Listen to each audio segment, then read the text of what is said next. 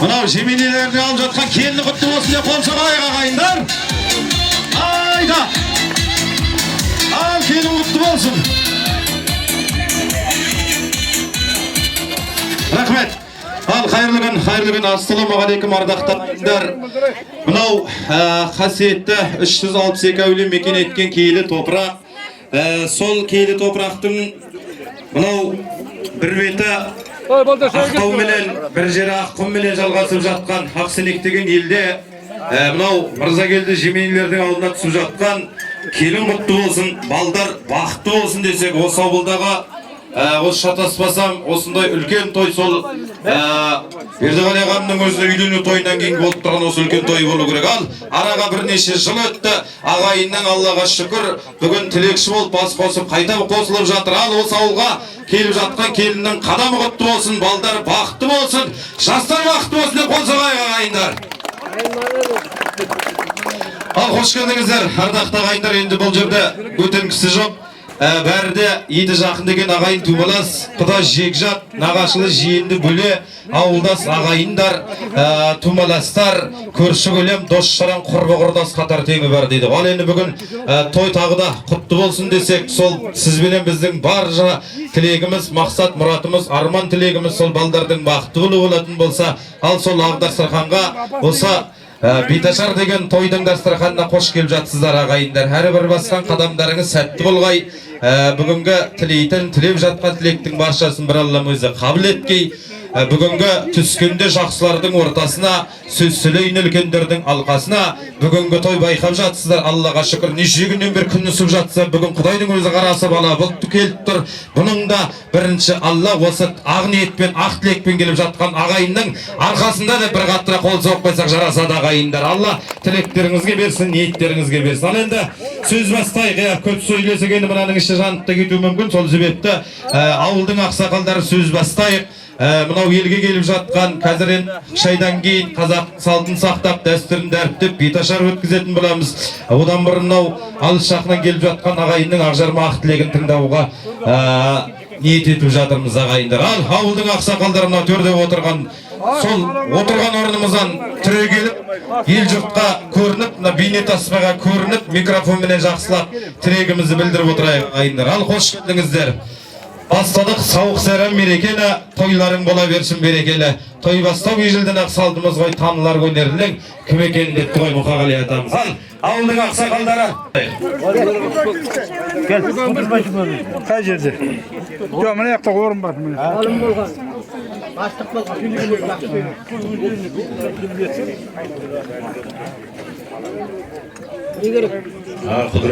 Құрметті жерлестер, ағайын тумалар, Бердіғали, көкөннің Таспайдың ұрпақтары, Аязбайдың ұрпақтары, Хамидың ұрпақтары. Мұна бір көптен күткен, сағына күткен той еді. Бүгін Алла Тағала соның барлығын ортамызға сол тойды өткізуге мүмкіндік беріп жатыр. Енді Қами деген ағамыздың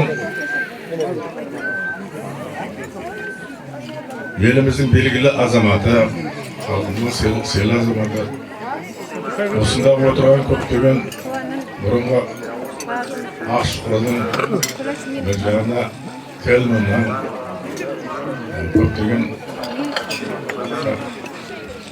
емесі сол кісілердің ұрпақтары, балалары біздің ағамыз Қамименен жеңгеміз Айтуғанның жақсы аралас азаматтар қош келіпсің.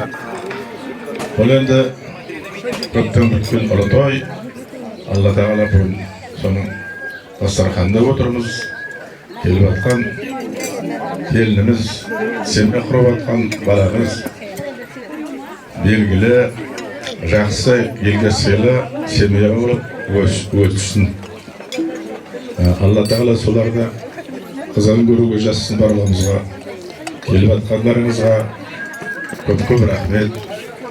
Көбіңіз енді Аяз екеннің, Құдасбай көкемнің, Кежі шешемнің қандай азаматтар болғанын айтуған, танидың қандай елдің белгілі азаматтар болғанын барлығын көрдіңдер, білесіңдер.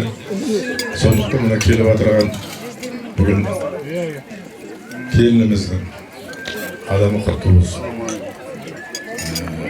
Анамыз екеуі жақсы, бір-бірін сүйе білетін, ақыры белгілі. Ата-анасынан ата-ана ешқандай келтірілетін жақсы семья болып өссін. Олардың ұрпақтары көбейсін. Ағайындарын, тумаластарын барлығын тани білетін, араласа білетін адамдар болсын. Мен енді өзіме сөз бергеннен кейін кім екенді көп адамдар бұлай сырттай білетін болар. Бірақ кім екенді айтып кетейін. Мұнда ертеде бір-екі біздің ағаталарымыз бір-екі шал болды, ақша, тұқыш деген. Сол екі ақсақалдан тараған ұрпақтар. Осында солар келіп қатынасы отыр көбі. Солардан тараған ұрпақтар. Жиендеріміз келіп отыр, нағашыларымыз келіп отыр, құдаларымыз келіп отыр. Барлығыңыздың да қарандарыңыз құтты болсын. Үйімізге келіп отырған келініміздің адамы құтты болғаны, жақсы семья болғаны. Мен жаңағы Құдасбай деген әкеміздің, менің әкем Ерқас деген кісінің екеуі атар өскен, екеуі құрдас болып өскен адамдар. Шешеміз Кенже деген бұл Құдасбай көкемнің шешеміз.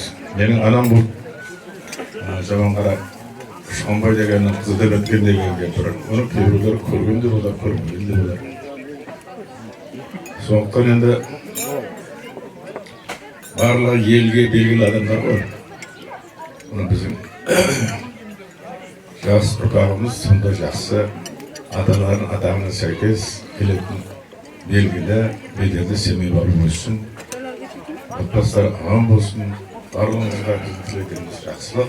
Әрқайсыңыздың өсіп жатқан балаларыңыз бар, өсіріп жатқан қыздарыңыз бар, барыңыз өздерінің жақсы орындарында елімізге белгілі азаматтар болып өссін.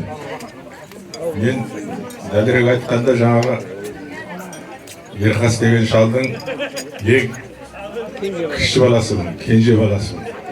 Құдасбайдың баласы, мына менің қасымдан да сонда әңгіме айтып отырған тумаласымыз. Құдасбай, Ерқасың Құдасбай жандай құрды. Екеуі жалғыз айттым ғой, жақсы тату болған адам. Біздің ағайыншылығымыз сондай. Аязбай дейтін әкеміз. Біздер Аяз екенді соншама жақсы көреміз ғой, Хамедан кісі. О, келіндер қойып шай әкелің. Әже деп кететін едік.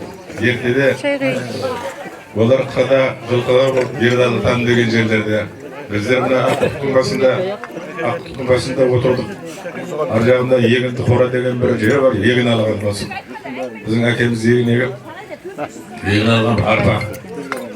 Сол уақытта жаңағы ағайыншылықтың, туыстықтың, сыйластықтың, достықтың белгісі ғой.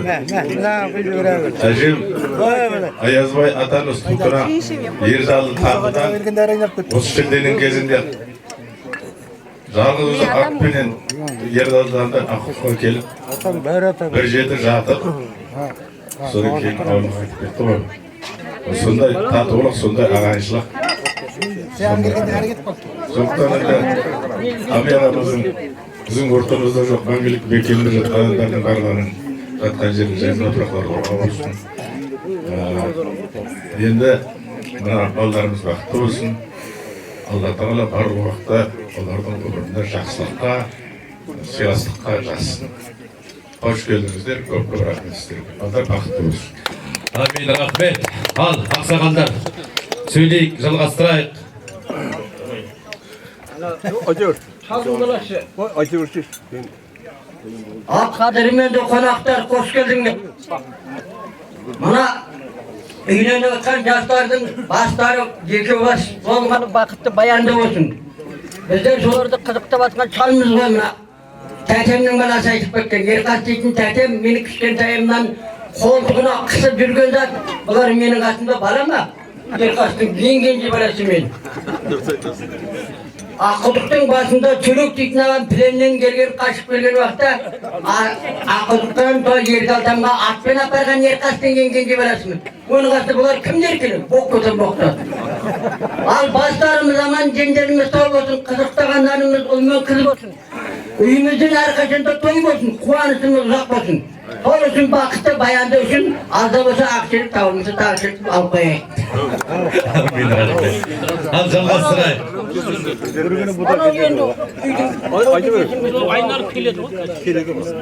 Жалғастырайық. Үлкен кісілер. Айтайық. Құрметті құрметті қонақтар, келін құтты болсын, той қыласын, балдар бақытты болсын. Әріңді өйсі тойға жиналыңдар біріне қызыққа. Балдар бақытты болсын. Бәрекелді. Ал жалғастырайық. Алжас, құрметті той жағауым. Мынау тойлардың той қыласын, жат бақытты баянды болсын.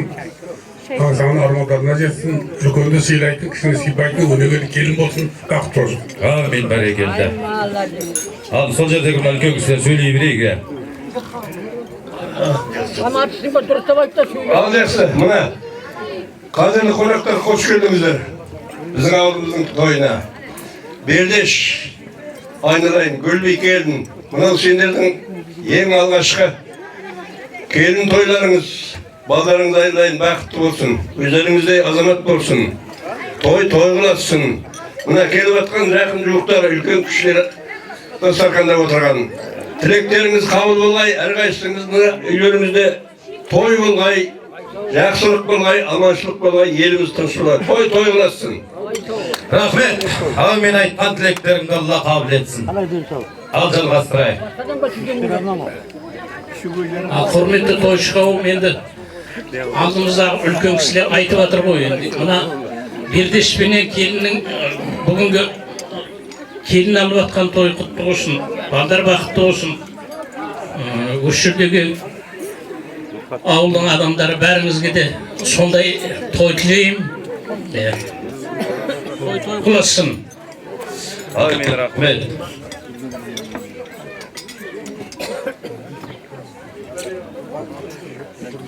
Құрметті той жағауым, той құтты болсын. Бердеш келін, түсіріп жатқан алғашқы келіндерің құтты болсын.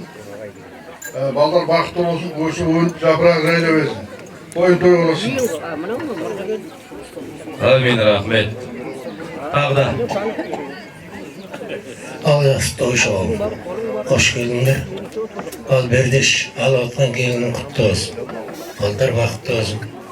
Тек той қыласын, біз той деп білейік дастарханда. Амин, рахмет. Ал жақсы. Шай алып келе қойшында, шай. Мына мерекелеріміз оң болсын. Бердеш айналайын келін. Мына келіп отырған келін ауылымыздың ең бір жақсы алдын қатарлы келіні болсын деймін. Балаларымыз бақытты болсын, аңсаған армандарына жетсін, қатардан ілгері болсын дегім келеді. Бақытты болсын, той қыласын. Рахмет. Ассалаумағалейкум көпшілік. Мына Бердеш келін құтты болсын, тойын той қыласын, балдарың бақытты болсын. Өрлі-шөрлер ол жылдайында той бола берсін осындай. Амин, рахмет.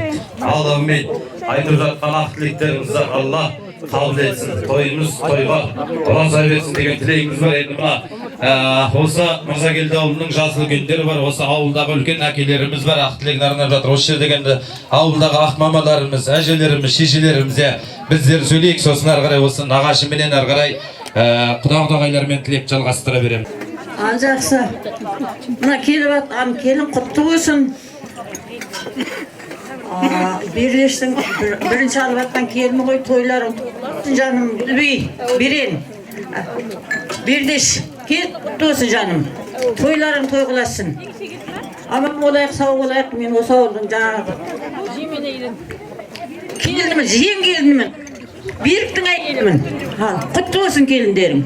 Амин, рахмет. Дал сол жердегі мына үлкен шешелеріміз айта беріңіздер.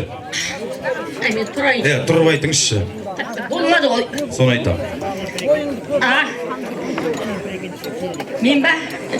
Ал енді бүгінгі тойға келген әлеумет той-той көргенін айтады, естігенін айтады деген. Енді Бердештің бапасын көрдік, жаңағы айтқан шалдың бәрін көрдік. Бірақ осы Жеменейдің келіні болсам да, осы кісілер маған сәлем еттірген жоқ. Әсіресе Бердештің бапасы. Сенің нағашыңменен теріс жағада жыртық қайыққа мініп, балықтың шаласымен қара нанды бөліп жемедім. Сені Жеменейге келді деп, бүгін сәлем ет деп айта алмаймын. Сен менің жиенімсің деп.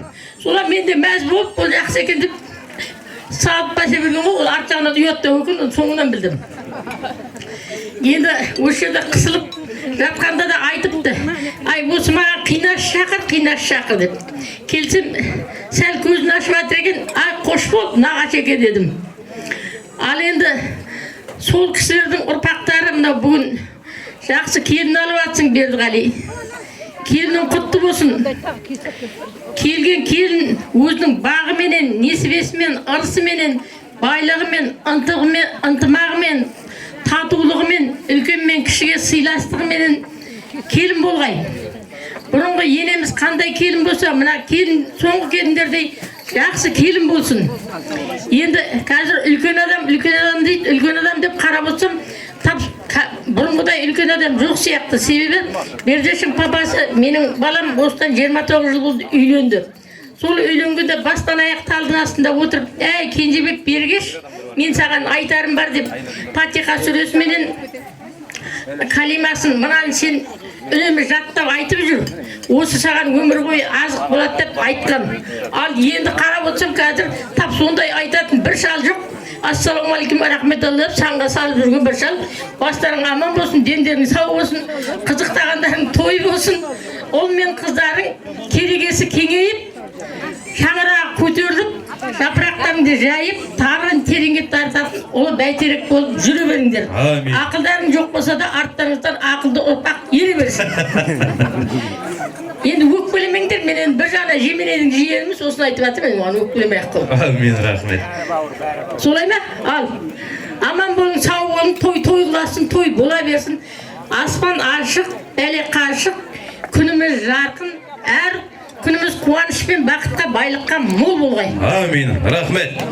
Рахмет. Ал мен айтып жатқан ақ тілектеріңізді Алла қабыл етсін. Ал жалғастырайық. Айтыңыздар. Мен де 70-тен асқан кемпір. Ой, бүгін тілек айтатын күн. Мынау енді көріп тұрсың. Микрофонға айтыңыз, апа. Қалайық. Осы мына тумаластарымыз, мына бәріңізге мына той құтты болсын, осы келіп отырған. Ал енді мына үстімдегі көйлектен көріп тұрған жоқсың ба? Жеменейдің ең кәрі қызымын 70-тен кетіп отырған. Яғни бәріміз бір көйлек киейік деп, қыздар сөйдеген көйлек тіктіп, соны киіп, жаңа келіп, осы шайға отырған бойыма. Ал енді мына Бердештен, енді Бердештен бұрын жеңешеммен ағамды айтып кетейін. Бәрінің де қолында өстік, жас болдық, жүрдік. Ал Мұсағали қайдан? Мен тумаласым. Бар, төрде отыр. Бізге дейтін жаңағы тілек тие берсін, тілек екеумізге тыныштық бермей, Мұсағали бізді жынды қылып өсіріп еді. Осы тие берсін. Зүйнор түскенде көкем жаңағы ат жаптырып той жасаған. Сол уақытта біз подростық 10-шы класс оқитын қыз едік. Сөйтіп соның жаңағы тойын бәрін көргенбіз. Мамамның жаңағы кеу батырған етін күлгөгем жегенбіз. Сондай біз болып өскенбіз қырда. Енді міне балдар өсіп батыр, өніп батыр. Сау болсын енді. Мына Бердеш ініп менен келініме тойларың той қыласын, аман болсын деймін. Мұсағали саған да бір жағы жұғыз. Сен екеуміз, үшеуміз, тілек екеуміз, үшеуміз жүрдік қой талай қырда. Сенің тойыңды да көргенбіз, көкем жасап жатырғанда, жаңа ат шаптырып той жасағанда. енді мына бердешті сол көкемнен қалмай енді мына жалғыз баласын мынандай қылып бірнеше ағаш үй тігіп той жасап жатыр ғой. Сол айтып отырмын енді біреуден біреу бердеште. Енді жеңешемді де көрдік, бәрін де көрдік, қолында жүрдік, тұрдық. Ал енді бәрі де жақсы болсын. Осы отырған тойшы қауым, тумаластар бәріңізге де құтты болсын той. Екі бала бақытты болсын. Ал бердешжан, келінжан екеуіңізге де құтты болсын. Бір түйір балаң ғой енді өсіп өніп жатырған. Өне берсін, өсе берсін. Басқа не айтайын енді, мен де жаңағы білесіңіз ғой енді, менің шешемді де, бәрін де, әкемізді де бәрін танисыз ғой. Осы сенектің адамымын ғой мен де. Ал жақсы сау болыңдар, аман болың, осы той бәрімізге жұғысты болсын. Амин. Ой, бәрекелді. Рахмет. Ал ағайындар, келін құтты болсын деп тағы да қол соқпаймыз ба ағайындар? Ал келін құтты болсын. Менің туған ауылым сенек екен, ауылымның қалқыда бөлек екен. Мейлі қай жерде тусам дағы мен сені бәрібірде керек етем. Ауылымның түтіні будақтаған, өзің жайлы өлеңім шумақталған. Жет айналып көрсем де жердің бетін, құммен тауың әрқашан қымбат маған деп жырға қосып едім ағайындар. Мына үлкендеріміздің ауылдас ағайындардың көзін көргенде бір қуанып боламыз. Сол әнді салып берейін. Айтшы берек оны, содан кейін. Ал енді мына құрметті қонақтар, микрофонына жиеннен сұрап атқан себебім жаңа Қами ағамызды айтып жатыр ғой, айтуған жеңешемізді. Сол Қами ағамызбенен бала күнінен сол жылы баққанға да бірге болған, мынау тамды, өрезекті, ен жайлаған көптеген кісілер болған. Солардың енді осы жерде ұрпақтары отыр, мен жерде Кенжеғали ағамменен Ермұқан деген құрдасыма әдейі сөз берейін деп жатырмын. Шақырып алып.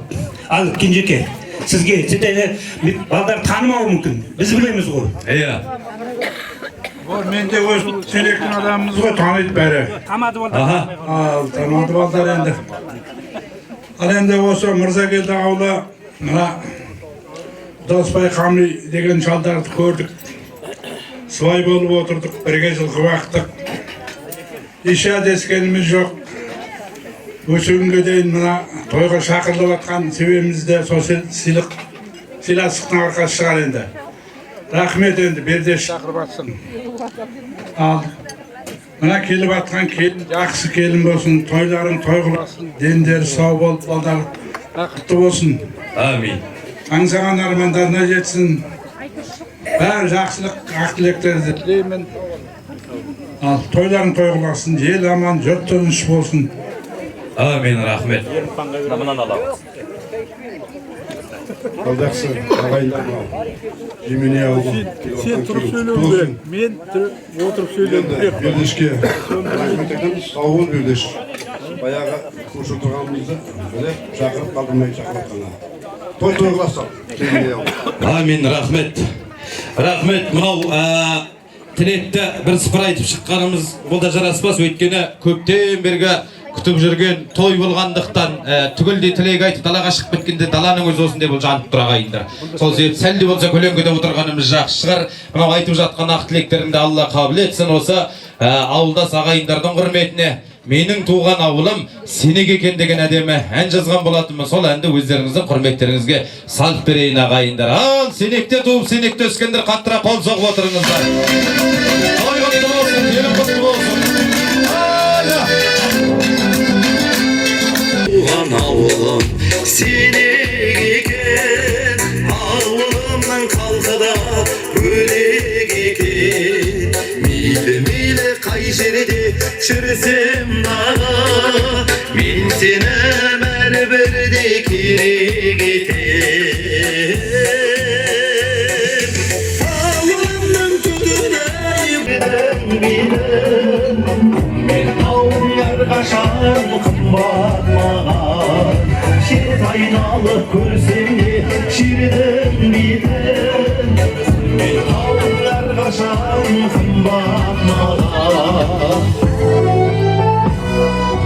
Қыздарымыз сұлудан теңеді, аттарымыз бабалар көзі сынды, ұрпағына үйреткен өнегені. Ауылымның түтіні будақтаған, өзің жайлы өлең Şehit aynalıp görsem de şirinin biten. Ағайындар, аман болыңыздар ақсырек.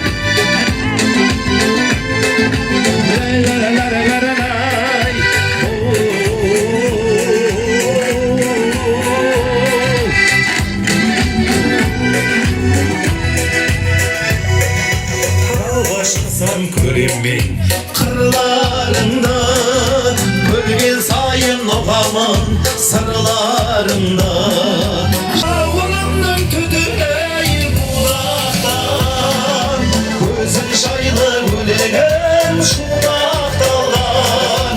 Şehit aynalıp görsem de şirden bilen, men tağınlar kaşan kımbat mağar.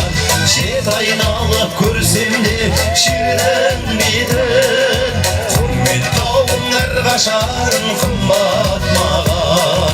Anam meni sol jerde kımbatlagan. Рахмет.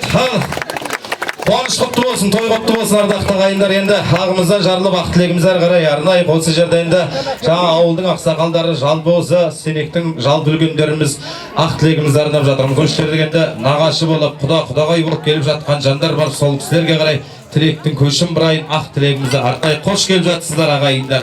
Той шашып тұрмайды дейтін, тойға деп шашып жатқан жандарға үлкен рахметімізді, алғысымызды білдіреміз ғой. Ал, нағашылар, үлкен нағашылар, бастайық. Сосын мына жақта құдағайлар. Оның үстінде мына Мырзакент ауылы. Мынау түсіп жатқан келіндерің құтты болсын енді. Мынау енді Амекеңді көрдік, апамызды көрдік, Кенжекеңді көрдік. Мен ана Ұзақбаймен көрші болдым. Мынау енді бүгін сол шалдардың әруағы шығар. Бүгін күнде салқын болып Бердеш барман жерде сол шалдар шығар желеп жебе батқан. Ал енді келінің құтты болсын. Айтқан тілектің бәрі қабыл болсын, оң болсын. Балдар бақытты болсын енді. Мына Сенек ауылына осы бүгін әр демалыс сайын келін келіп тұр. Келін келу қуаныш дейтін ауылға өте керемет қой. Ал келіп атқан келіндер де құтты болсын. Бүгінгі Бердеш сенің келің де құтты болсын. Балдар бақытты болсын енді.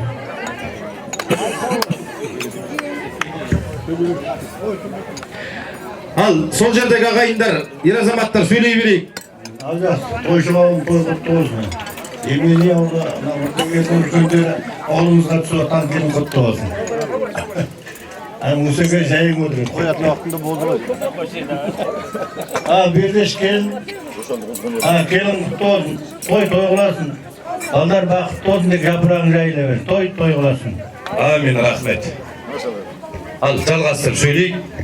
Құрметті Мырзакент ауылы, келіндерің құтты болсын. Тойларын той қыласын.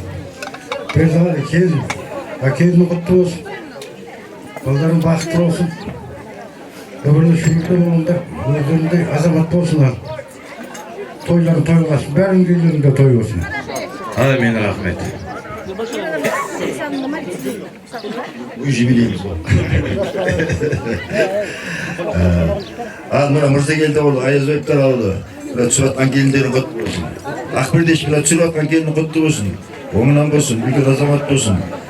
Бәрімізді жақсы көреміз ғой. Қысар аман деп беріңіз. Осы той шығауым, өздің үйлерінде де осылай той бар. Осындай берекелі бола берсін. Амин, рахмет.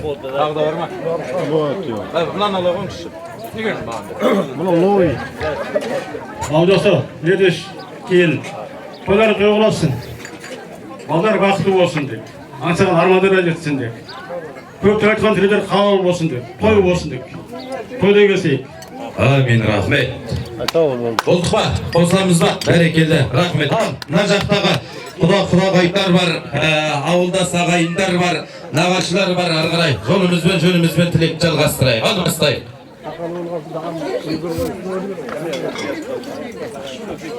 Аңғақты Бердеш, Үйдамын сосын Қайырғали, бәріңе де келін құтты болсын, дендері сау болсын.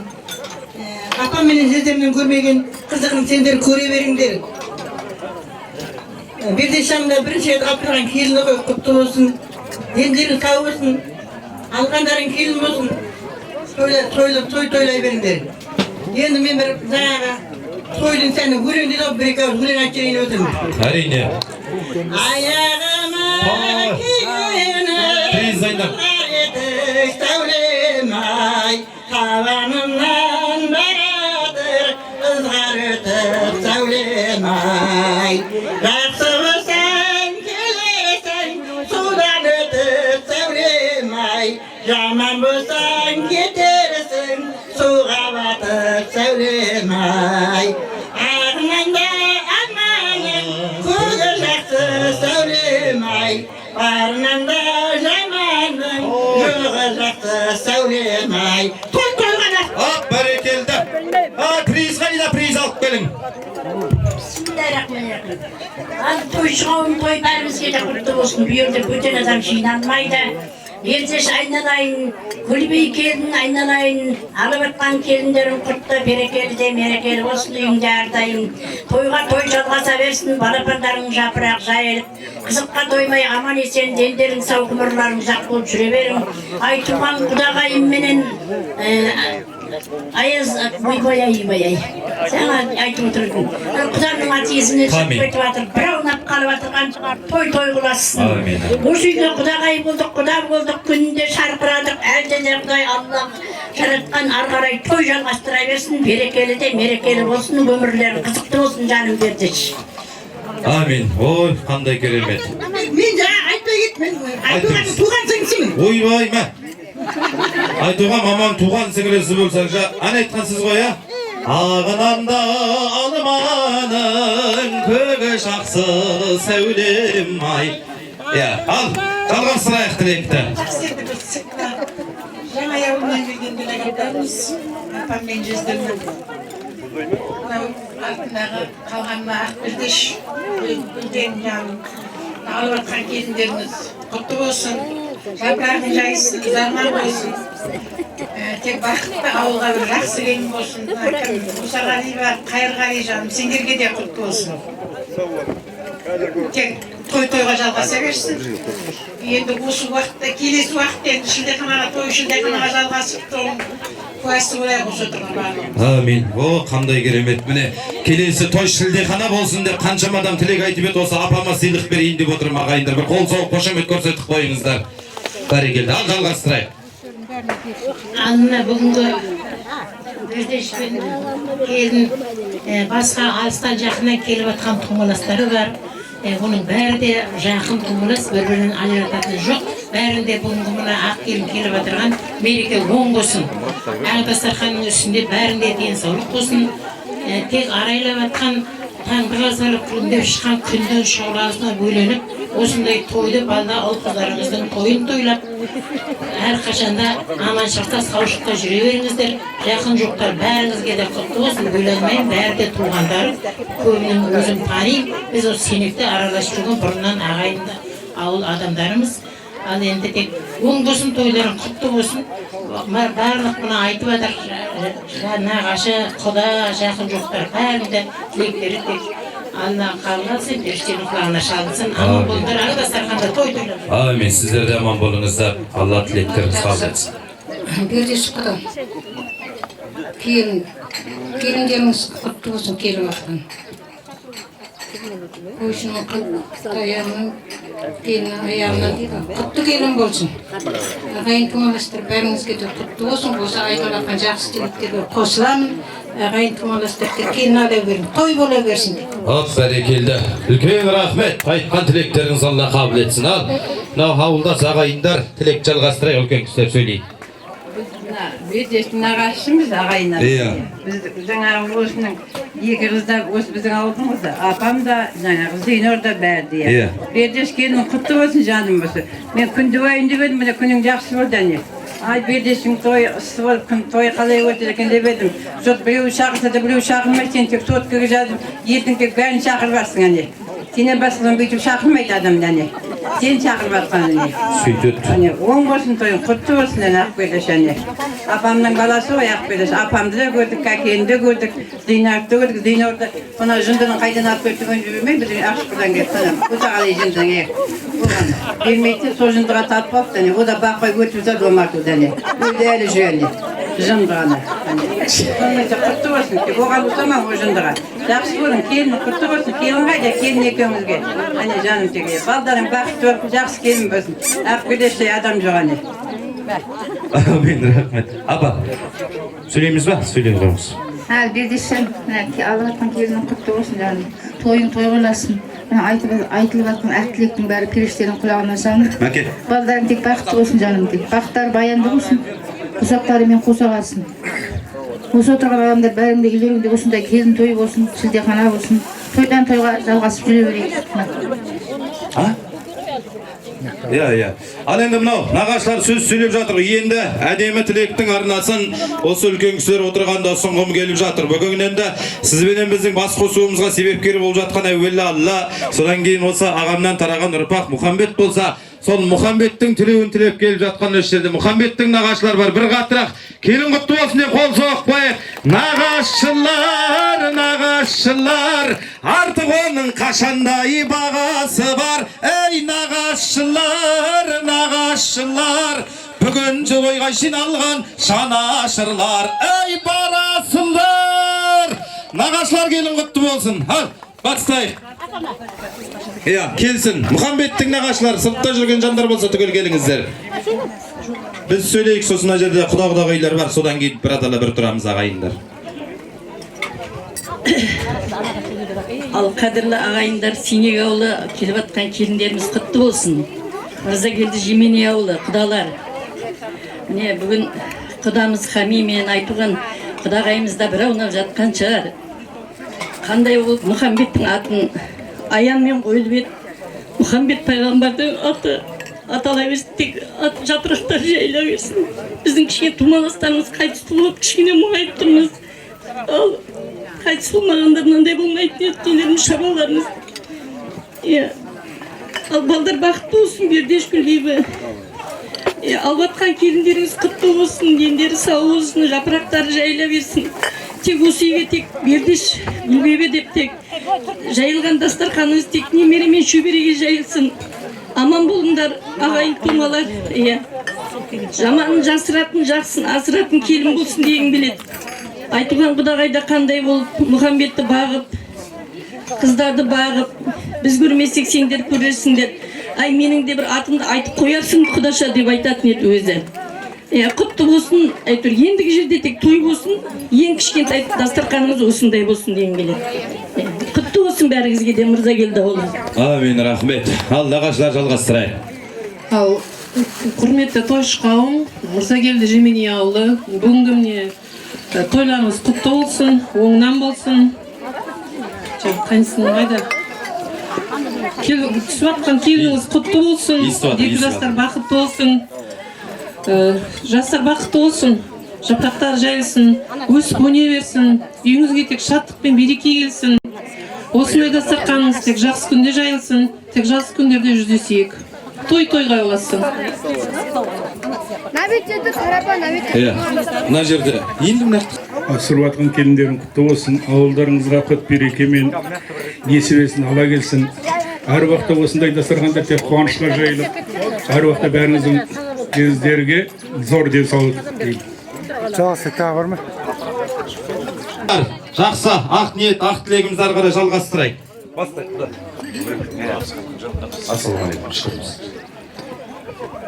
Ассалаумағалейкум.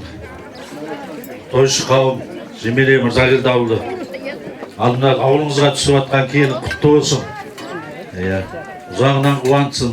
Әр ата-ананың өзінің бір арманы бар ба, ауылға келін түсірсем осындай жақсы келін болсын деп, осының қызметі берсін деп, сол ата-ананың армандарыңызы жете берсін. Жастар бақытты болсын деймін. Барлығыңызға той тілеймін. Мен өзім мына Қайырғали құданың Сара деген қызын алып отырмын. Руым Жарық Тоқтамыспын, өзім есімім Садық. Ал Жеменей ауылы той-той ұласа берсін. Рахмет, құдағайлар. Келін құтты болсын, құдағайлар. Гүлбейбі, Бердеш түсіп атқан алғашқы қуаныштарың, алғашқы келіндерің құтты болсын. Тойларын той қыласа берсін, екі ала бақытты болсын, тек аңсаған арманына жетіп, солардың қызығына тоймай жүре беріңдер. Той қыласын ал. Құтты болсын. Рахмет. Қосыламыз ба? Апалар. сөйлейік. Так, ешкім қалып қойған жоқ па? Осы жерде сөйлейін деп едім. Тілегім бар еді, ниетім бар еді деген жандарға. Рұқсат Алладан. Ал енді мынау, кім бар? Айтыңыз, еміне, тумаластар. Айтыңыздар. Жақсы енді мына қайнағалар, абысындар, қайны келіндерім, қайынсіңлерім, мына келіндеріңіз құтты болсын. Bir balаңыз, екі балаңызға бүгін ақ түйенің қарын жарылып жатыр. Келін құтты болсын тағы да. Екі балаңыз бақытты болсын, тек дендері сау болсын. Үлкенді сыйлайтын, кішіні сыйпайтын, жақсы келін болсын дегім келеді. Той қыласын. Рахмет. Мына тумаластың үлкен жақтарын шақырайын дейді. Ағылгек апамыз бар, жездеміз бар. Ад бассақ апа. Көрініп тұр апамыз. Ал жақсы тойшы қауым, бүгін ақ түйенің қары жарылып, ақ пердешіміздің баласы үйленіп, тойға келіп жатсыңыздар. Тойдан басқа жамандық көрмең. Дендерің сау болсын, ақ пердештің келіні құтты болсын, айналамыз аман болсын, тойлайтын томаластар аман болсын, азаматтар аман болсын. Тек тойлай берейік. Осындайда адам қалай сөйлеген білмей қалды. Пердештің өзім 3-4 кешейін кәдімгі қолына сүт беріп баққан ақ пердешім ол өзімнің. Енді міне Мұхамбетжаны үйленіп, осындай қызыққа батып жатырмыз. Бәріңізге де осындай жұғысты болсын, тойлағандарың осындай той болсын, жамандық көрмең, аяқтарың аман есен шауып жүре берің. Мен өзім көп сөйлей алмайм, бірақ енді ақ пердештен аянатты ештеңе жоқ, тапқанымды айтып жатырмын. Сау болың, тойда жүріңдер. Көрші көлем, жақын жоқ, құда жекжат, бәрің. Осының бәрі қарасам, көршілер, тумаластар, бөтен адам жоқ. Пердешпенен кімнің туғанын көргендер, кішкентай күнінен айтуған мен қамиды көргендер, сыйлап келіп жатсыңыз, рахмет. Тек тойда шауып жүрің. Тойдан қалмаң, жамандық көрмең. Құтты болсын ауылға түскен келіндеріміз. Жақсы тойшы қауым. Мынау бүгін біздің төркінімізде әулетіміз үлкен бір той қуаныш болып жатыр. Бір баласы екі болып ақ пердештің ақ түйенің қарны жарылып жатыр. Тек қуанышымыз ұзағынан болсын, келіп жатқан келініміз құтты болсын, баса бақытты болсын, тойлары той қыласын, тек тумаластардың айтып жатыр ғой ақ тілекті. Біз соған қосыламыз, айтатынды таба алмай тұрмыз, толқып тұрмыз. Тек жастар бақытты болсын деймін, тойларымыз той қыласын. Амин. Апалар жалғастырайық. Ал жақсы құрметті мына тойға келген әлеумет, бүгін мінеке біздің мына төркінімізде үлкен той, тұна жоғарда отырған ағаларымыз бар, осы ауылдас, мына Сенектің қалқы, Ақсенектің қалқы, бәріңізге де қош келдіңіздер. Бүгін енді біздің мына Ақпердештің келін алып, бір түйірі баласы, бір тал баласы келін алып, бүгін деген өте қуаныштымыз. Қуанышымыз тек болсын, ұзағынан қызықтасын Ақпердеш, Ақгүлбибі жаным. Осы өсіріп бақтыңдар, оқыттыңдар, мінеки бүгін осындай дәрежеге жетіп атсыңдар. Келініңді ұзағынан қызықтап тек жапырақтарың жайылсын, мына нағашылары отыр, сіздерге де құтты болсын жеңгеліндеріңіз. Балдар бақытты болсын, бақытты баянды болсын, дендері сау болсын. Тек келініміз алтын құрсақты келін болсын, тек аттаған қадамы да құтты болсын. Той қыласын, тек Ақсенектен той кетпесін. Той қыласып, тек аман есен үйістіп жүре берейік. Тойымыз көп болсын, аман болайық. Амин, рахмет. Ал, жымынидіңіздер болдық па? Тағы да бар ма?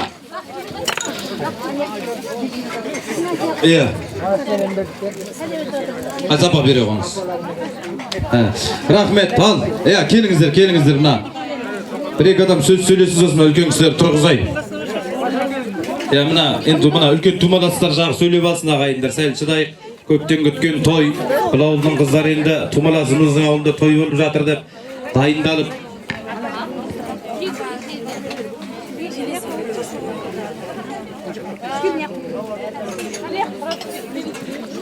Мейірімді, қайырымды келін болсын. Тойын той қыларса берсін. Аман той болайық. Амин, амин, рахмет. Апа, біздер сөйлейік. Ал енді мына бүгінгі тойға Бердіғалидің үйіне Гүлбибінің шаңырағына, Бердіғали Гүлбибінің шаңырағына жиналған тумаластар, бауырлар, Мырзакел Жеменей ауылы үлкендеріміз, аналарымыз, қыздар, апаларымыз, күйеу балдар осы жерде бүткіл жүректес тілектес болып келген тумаластар және осы Селек шаһарының бұрынғы ата-анамыздың көзін көрген аяулы құрметті біздің көрші болған ата-анамыздың көзін көріп сыйласқан жандар, қош көрдік, бәріңізде қош келдіңдер. Сіздер бүгінгі біздің тойымыздың ақ жүректі, ақ көңілді, құрметті қонақтарсыздар. Рахмет, Алладан қайтсын, осы тойға келіп, осындай көтеріңкі көңіл күйде келіп отырғандарымызға. Бүгін біздің ата-анамыз соны Қызылтамның басында жатқан әке-шешем Қамименен айтуған мыңда бір рет сіздерге алғыс айтып тұрған шығар деп ойлаймын. Біздер осы той басталғаннан бері қарата күн соу қиын болып кетер ме екен, қалай болар екен деп едік. Аллаға шүкір, сол кісілердің бір жағынан үлкен тілегі шығар. Бүгін міне аздап бұлт айналып жақсы болып тұр. Жақсы отырыңыздар, жақсы көңіл күй отырыңыздар, билеңіздер, астан алып отырыңыздар. Мыңда бір алғыс бәріңізге осындай жақсылықтан той тілейміз. Аман болыңдар, Селек ауылымыз аман болсын, туған жеріміз, өскен жеріміз аман болсын, еліміз, отанымыз аман болсын, нанымыз көп болсын, той болсын барлық шаңырақ. Рахмет. Көп рахмет. Алладан қайтсын. Алла разы, біз разы сіздерге. Ақбердеш тойың құтты болсын, оңнан болсын. Тойға жалғаса берсін. Осы 3-4 күннен бері тойлап жатырмыз. 30 күн ойын, 40 күн тойы деген осы шығар, осы заманда. Көп Алла тағала сені қолдап тұр ғой, Гүлбибі екеуіңді. Ақмұхаммедтің бақытты болсын. Қол ұстасқан жұбы екеуінің жазылмасын деймін. Амин. Шаңырақтарың тек шалқы берсін. Рахмет, рахмет. Ал енді мына құрметті тойға жиналған көпшілік ағайын тума, құда жекжат, қош келдіңіздер. Біз кеше сол құданың ауылына барып келінімізді алып келдік. Барған ауылымыз өзіміздің ағайын ауылымыз екен. Қожам Шүкір Шолақ Жеменей ауылы жақсы қарсы алды, үлкен сый қызмет көрсетті. Сосын келінімізді алып шығып, енді қазір бұйырса келе жатыр. Өшірден беташара болады. Содан жаңағы шайдан тұрған, ертерек шыққан ер адамдар сол жақтағы тас үйге қарай, көршінің үйіне, әйел адамдар мына Бердештің өзінің үйіне қарай кіріп отырамыз. Себебі күн ыссы, далада күн өтіп кетіп ауырып қалмаң деп жатқандарым ғой. Рахмет. Тағы да тумаластар, ағалар, жеңгелер болса, сосын мына жерде келіп жатқан осы тумаластар бар. Осы ағаларымызға Жақсат Бердеш келін, келіп оқтан келін құтты болсын, келінің аяғынан қойшының таяғына деп атады ғой. Бізде Ақтау жақтан келіп отқан Мырзакелдіміз, Бердешке аға боламыз енді. Ал той құтты болсын, алдымызға келіп отқан келін құтты келін болсын. Амин. Ал енді құрметті тумаластар, ағалар, мына енді ауылымызға үлкен бір жақсылық келіп жатыр ғой енді. Келін келеді дейтін бір үлкен той. Ал енді Бердешжан келін, мына түсіп жатқан келіндерің құтты болсын енді. Ауылымызға, елімізге жақсы бір қасиетті, үлкен сыйлайтын, кішіні тілейтін жақсы келін болсын. Ал тойларың той боласын. Рахмет. Қозғамыз ба? Мына үлкен кісілердің тілегін орындаймын. Батасын берейік.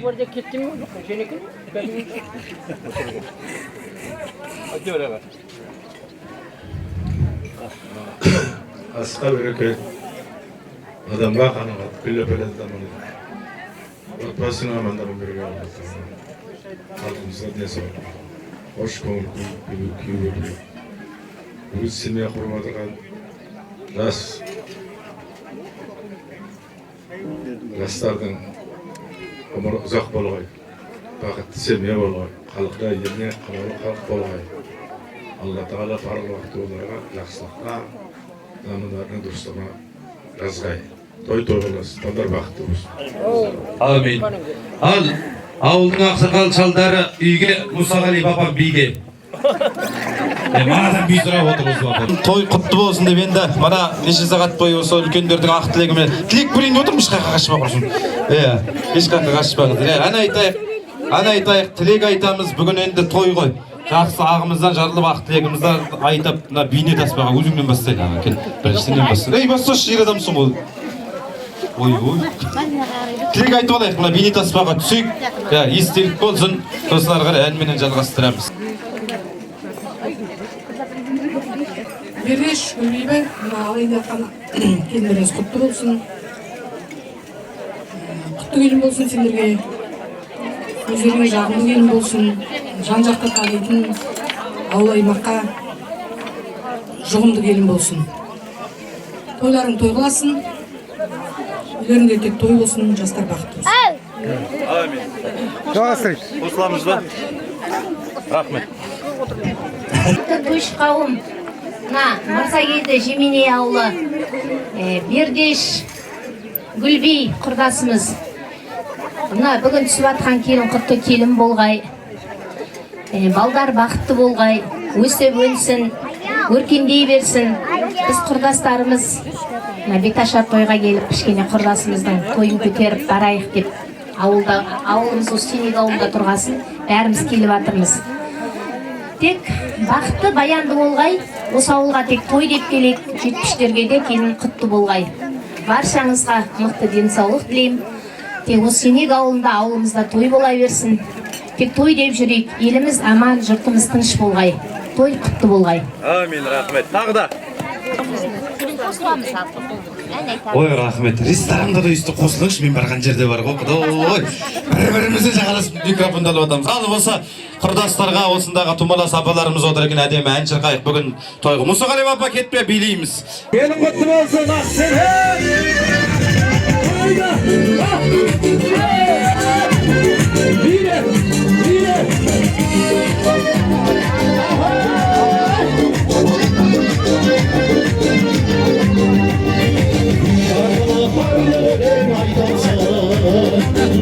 Canım şafakşan yıkılsın, başka toyda toylamazsan toylama. Babaların bakıp toyda toylansın, başka toyda toylamazsan toylama. Babaların bakıp toyda toylansın. Hadi jetmişler, toyla. Allah'ın kasıp durgan şanında, şığın gidir almayıp arınma. Sıkkan şığın ornu tabı bunalar, gülüm degen onun tursa aldığında. Sıkkan şığın ornu tabı bunalar, gülüm degen onun tursa aldığında.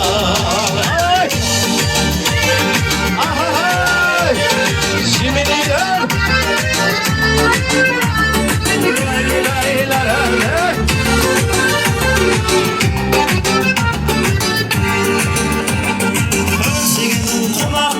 kaşanda, tübesine altın kıyıp baksana.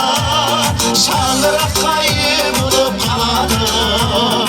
Oldun atı ul boş yürgün kaşanda, oldun atı ul boş yürgün kaşanda. Yeniden mutlu olsun arkadaşlar. Arımda sal soğan, осы toyda ata babam mansabın. Balasına bir toy жасап bir almay, бұл өмірден өтіп жетір қаншада.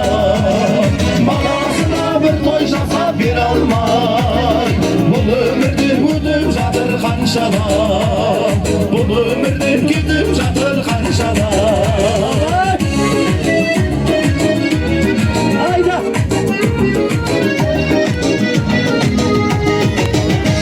Ал есік алдына биге шығайық ағайындар. Жақсы билеген адамға күшті сыйлық бар. Ал кеттік, жеңесі сыйлығын дайында. Сағынбай жүрден сен келесің, менің жаным сен бөліп кетесің. Сағыныштың жалын өртені күйген, көршің болса жаным мен де ақсүйсің. Дейсің дейсің, барсамын демейсің, сағынып мен келесің, кейдесің келмейсің. Мендігін әлейсің, өзіңнен көрмейсің, сағынбайтының бар не қалай дейсің. Мендігін әлейсің, өзіңнен көрмейсің, сағынбайтының бар не қалай дейсің.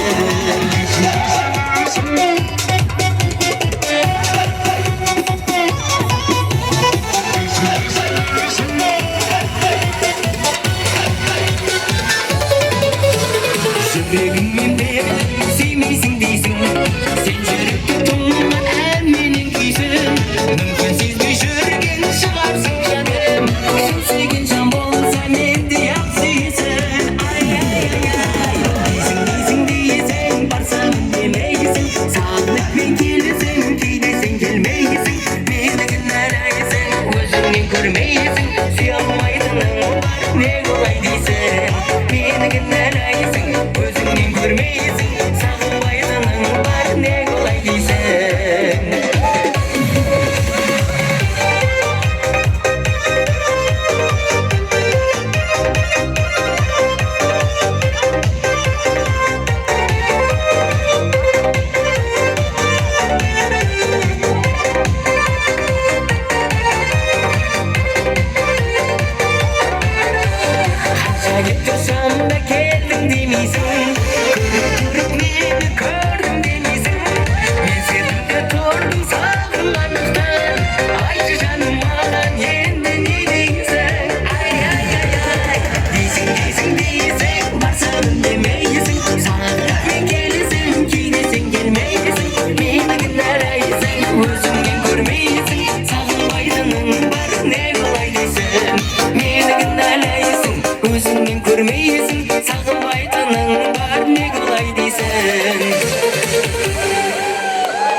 Şonlanıp, ey kubuladan bul çıktı, kabağın tüyüp torlanıp.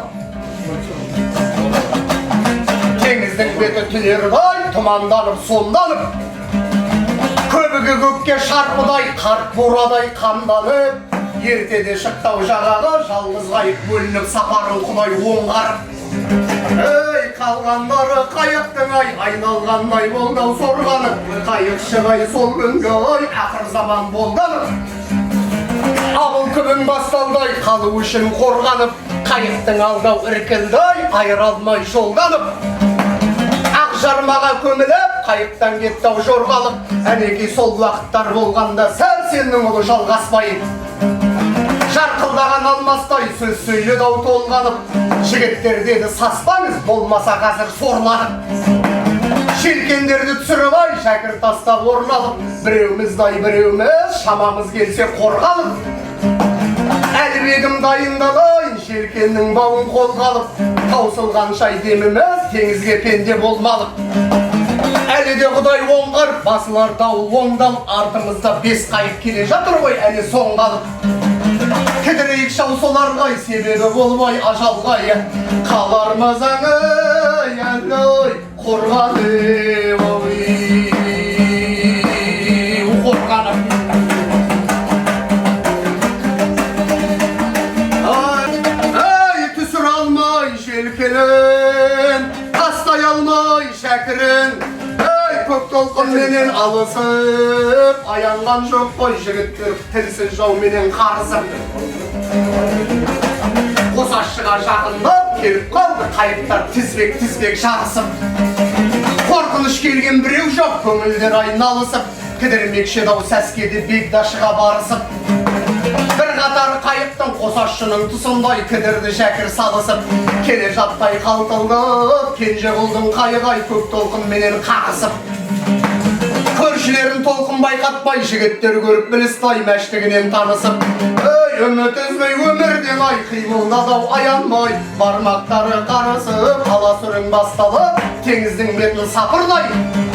Бұйраланған көк толқын жармаланып жапырдай, ішін тартпай ышқынып, барғанда сайын күш қылып туғыздау заман ақырды.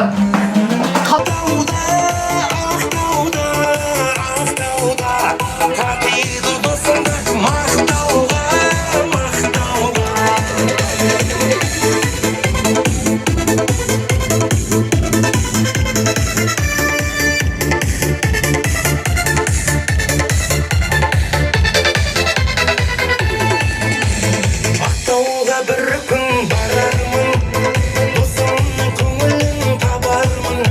Бірге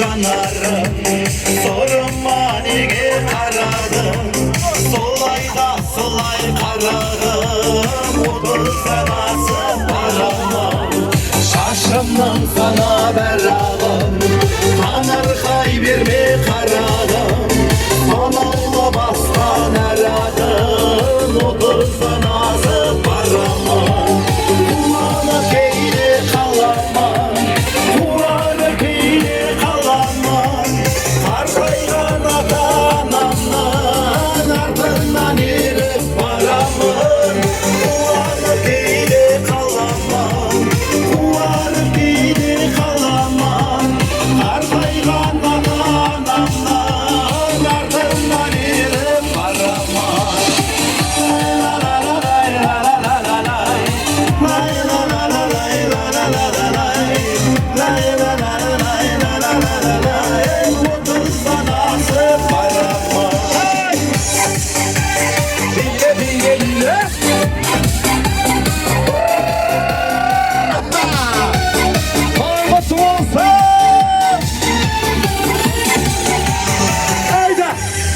босаған ел ағашым қайда? Кел ортаға. Ағашым қайда? Жеменейдің қыздары қайда?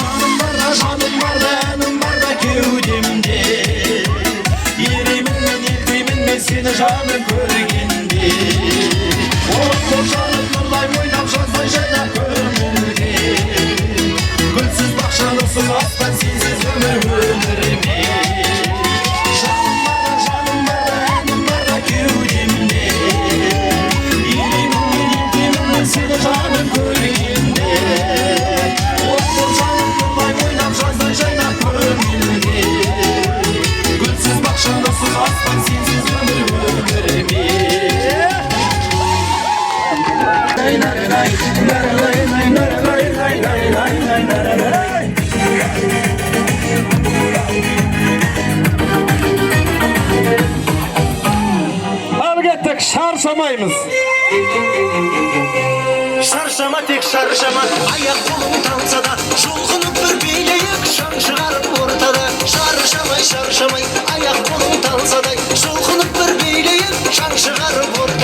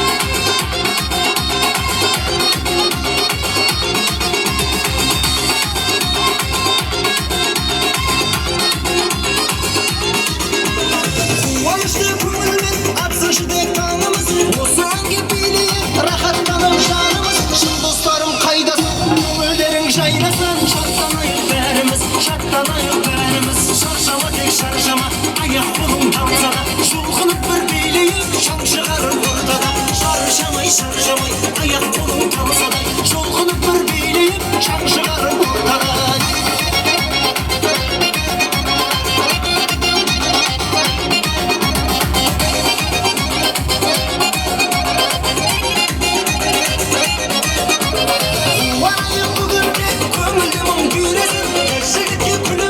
жігіт қызды үйресін көңіліңді байқайын әнді шырқап айтайын бәрі тұрып билесін шаршама тек шаршама аяқ қолың талса да жұлқынып бір билейік шаң шығарып ортада шаршамай аяқ қолың талса да жұлқынып бір билейік шаң шығарып ортада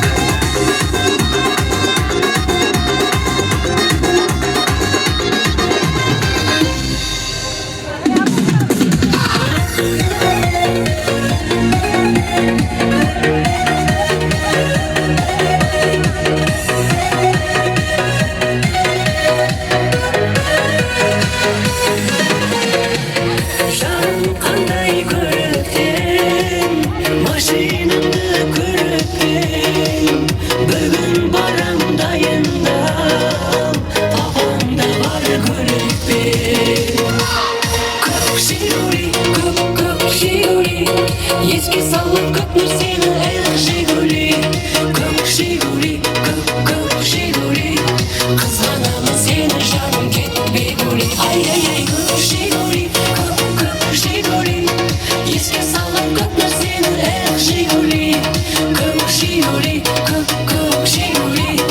қызғанамын сені жаным кетпе гули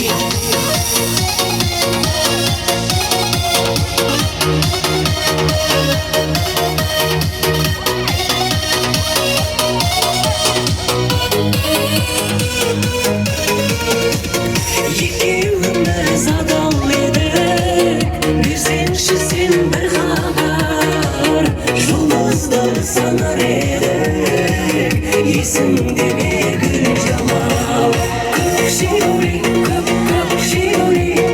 еске салып көп нәрсені эх жигули көк жигули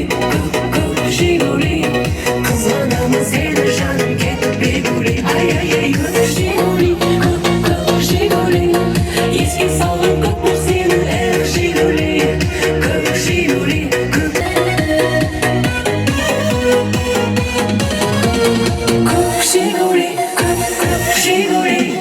еске салып көп нәрсені эх жигули көк жигули қызғанамын сені жаным кетпе гули ай көк жигули еске салып көп нәрсені эх жигули көк жигули қызғанамын сені жаным кетпе гули көк жигули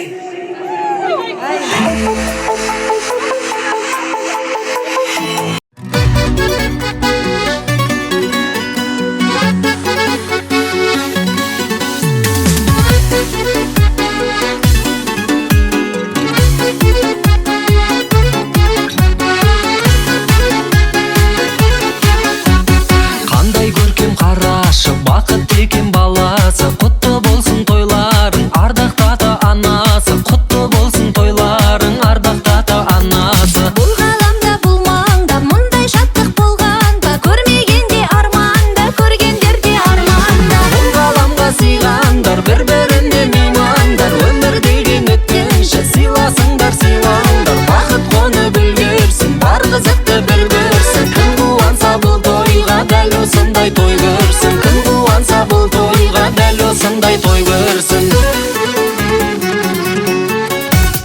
сыйлап асыл сыйларды жанашырлар жиналды шын бақытты күтсеңдер отбасы бол иманды шын бақытты күтсеңдер отбасы бол иманды осы тойға бақытты қайта тілейік бұл отбасын үлгі етіп айта жүрейік бұл ғаламға сыйғандар бір біріне меймандар өмір деген өткен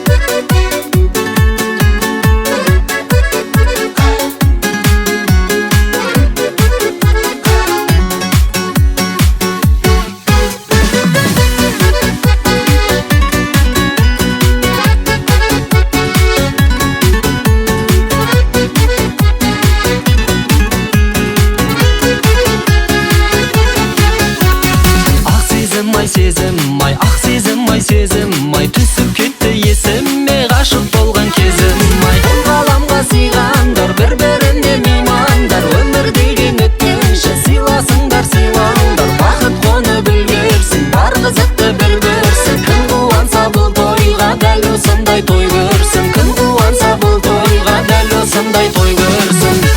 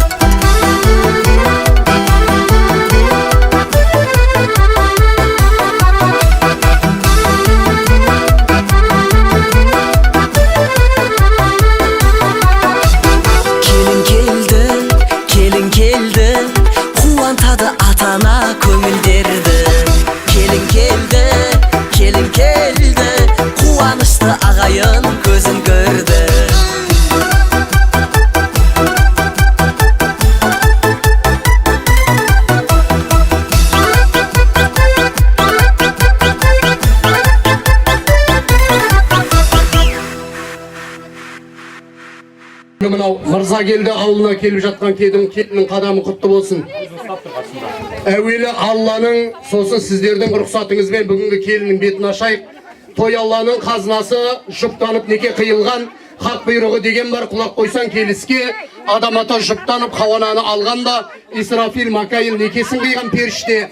Айтамын хабар қиырдан, ешкімнен қорқып тыйылман. Расулы Мұхаммед Хадишаны алғанда, ақ некесін қисын деп, Жәбірейілге Алла бұйырған, сол себептен неке қиылған дейді. Бізге анау пайғамбарлардан мирас болған, осы дініміз исламның жолында бүкіл ұрпаққа үлгі болған мынау балдарымыздың неке тойы құтты болсын ағайын. Сіздердің рұқсатыңызбен бет ашарды бастайық ағайын.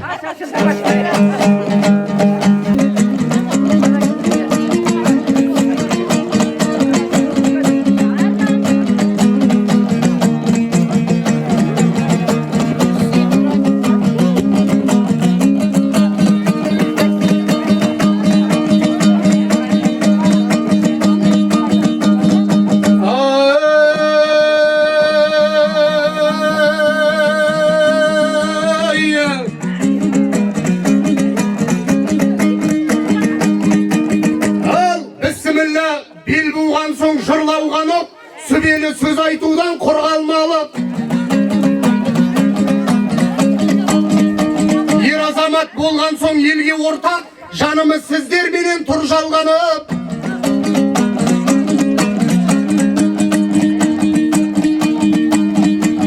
Іркілмей іске көшіп ізгі жолмен, сақтайын ібілістен іргем банық. Ассалаумағалейкум, аман бекен, қадырын қолдағының білген халық. Ей, күніне мың бір бәле көрсе дағау, Құдайдан күдер үзбей, ей, жүргені халық ай, жүргені халық ай.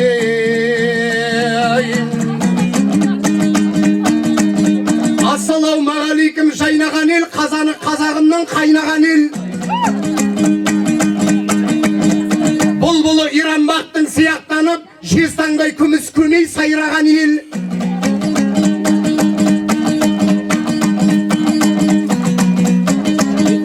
Әй, Бердіғали ағам қонақтарға шапан жауып, етегіне бір атты байлаған ел. Ақынның шарықтасын асқағаны көтеріп жұрт көңілін тастағалы.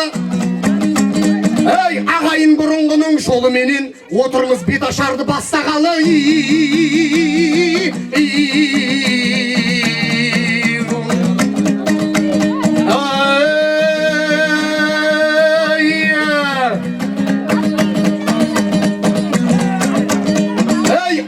Адай болғанда абыройын Алла оңғарған. Келімберді Құдайке 8 арыз сомдалған. Ей, жеменей болғанда абыройын Алла оңғарған. Қайғалықта бар еді, қарадан шығып хан болған. Ей, жігіті түгіл қызы бар, құдықтан тартып нардалған. Ақын Суфы әулие керемет күшін қолданған.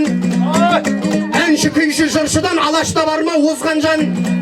Әй, шебердің қолын көреміз талай ғасырлық тамдардан. Мергеннің бар ма артығай айда қаратып аңдалған. Билігінің де белгісі қара түгіл қандалған. Әй, мыңдырған малда есеп жоқ, ол шеті менен бұл шеті айшылық алыс жолдардан. Базарға малын салдырып, орын борменен көкжардан. Әй, қырмызы Қытай алдырып, Қаразымда да топ жарған. Астрахан асып арқаңда, қалмағыңнан да ол жалған.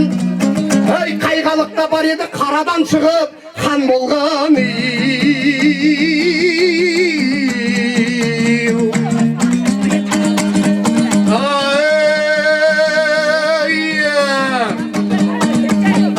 Әй, жеменейлер той жасайды үйлендіріп, жастарға үкі байлап таққан тұмар.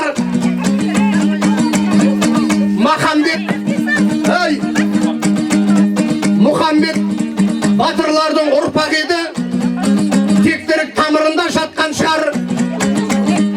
Ақынды қызыл тілмен жақтан сынар, батырды басындағы бақтан сынар. Халқының қамын емес малын жеген, патшаны астындағы тақтан сынар. Ей, Мұхамбет қымбатпенен бақытты бол, қосылып қосақ қудай тапқан сыңар. Мұхамбетті құрулы бір қақпан десең, қақпаны талай қызды қапқан шығар. Талай қызға құрылған осы қақпан, қымбат деген аруды қапқан шығар. Ей, бүгін Мұхамбет үйленді деп естігенде, талай қыз жыламсырап жатқан шығар.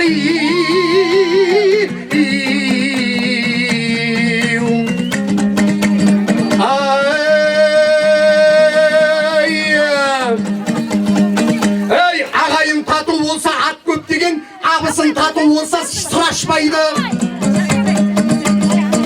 Иманның жайлауына жайып қойсаң, көйлектей көңіліңде кір баспайды. Жалқаулықтан шеркеңе жал байласаң, етігің екі аяғын бір баспайды. Адайда мәртебелі шалдарым бар, ізгілікті тойларда ірге ашпайды.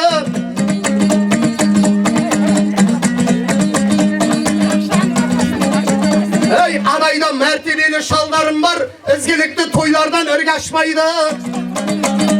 Ей, Бердіғали ағам беташ деп шақырған соң, бұл тойды мен бастамай кім бастайды?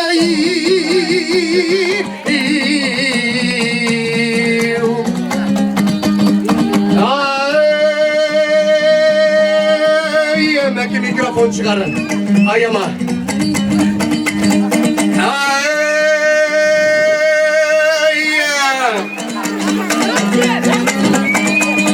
Ал бүгін келін келіп тұр, қайын жұрты қалқына еліп сәлем беріп тұр. Қайсы алыс кім жақын, осы жері келіннің көңілін аздап бөліп тұр. Келіншек келдің ғой еліңнен, өніп өскен жеріңнен. Ол елің қалды артыңда жарылқа енді шөніңмен, сөзіңді беріп қосылдың өзіңнің қатар теңіңмен. Қайын жұртыңда кем емес, әшкерттім ата тегіңнен. Ай, мынау 8 арыс адайда келе жатқан қатар екі ауыл құда болды бүгін теңімен. Бізден де бұрын талайлар арқаның қобда жемінен ұлы мен қызын телеген. Ескертіп өтсем жат қалып бұрынғы күнің балалық. 6 жасқа келгенде сәл нәрседен ұялып, 7 жасқа келгенде мектепке бардың пәп қалып. Ай, сауатыңды аштың хаттанып бұл күндері болғанда, қожам Сүгір ауылының қызы жақсы деп сен әр жерде жүрдің ғой мақтанып. 18 жасқа толғансың, батасын алып қалқыңның бұл елге келдің аттанып. Келін болып келген соң қарағым жаң өмірдай бастадың. Ей, мұсылманның келіні кәлимасын қайтарып дәретсіз жер баспаса, шақырасыз барып бірейге қыдырып есік ашпаса, келінді келін демеңдер, еңкейіп келген еліне судай сіңіп тастай батпаса, нағыз келін сол болар көрші құлаң мақтаса. Ей, біз халықтың жүйрігі талайға нұсқа сөз берген, Құдайым аман сақтасаң ауи.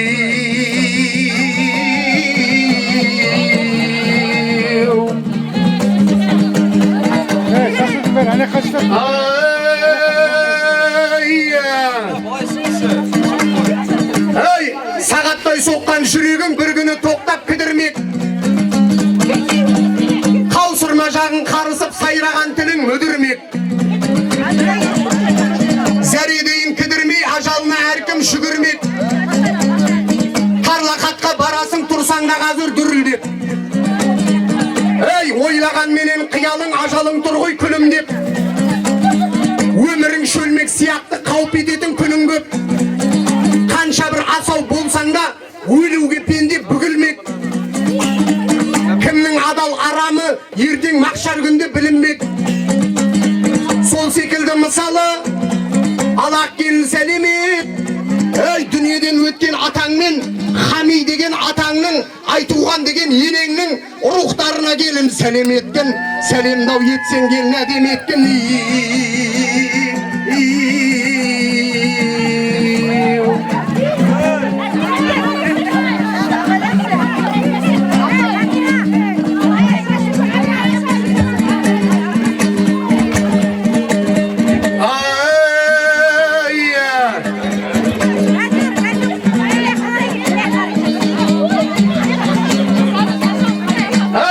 Пайғамбарың Мұхаммедке біздің бет.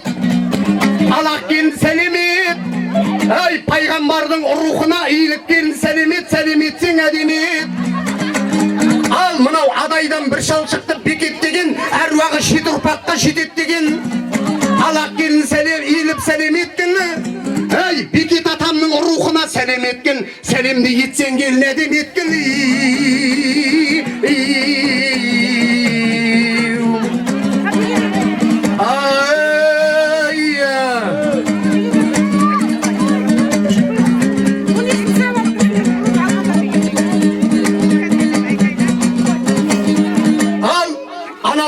Атасы қара жердің жотасы. Кеше келін келді дегенде атаның қабыл батасы. Ей, Бердіғали атаңды ел сыйлаған. Ей, Бердіғали деген атаң бар ел сыйлаған. Ел сыйлаған атаңды сен де сыйла. Бердіғали атаң Маңғыстауда ең сыйлы адам. Алақ келіні еліп сәлем еткен. Ей, Бердіғали деген атаңа сәлем еткен, сәлемді етсең келін әдем еткен.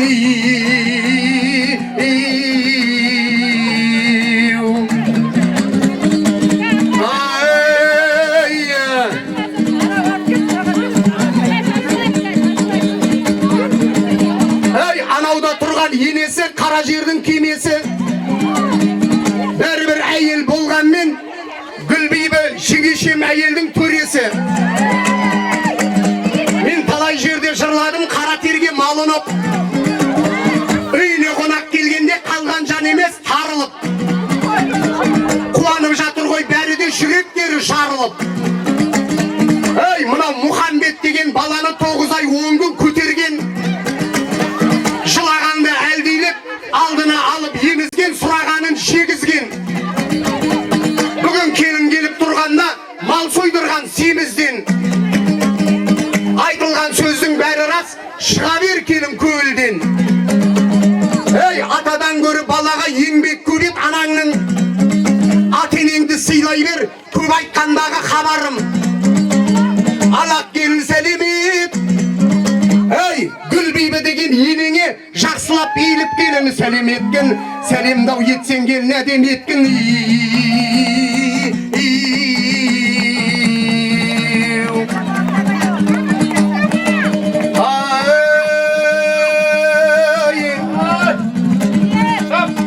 Ай, анау екі ауылдың арасын жақын қылған нағашың, ақ көңілдің баласын ақын қылған нағашың, ер жігіттің баласын ай батырда қылған нағашың. Нағашының жақсысын осы жерден табарсың. Алақ келін сәлемет. Ай, барлық нағашыларға сәлемет, сәлеміңдай әдемет. Ал анау тұрған құдалары, құдалар менен құдағайы.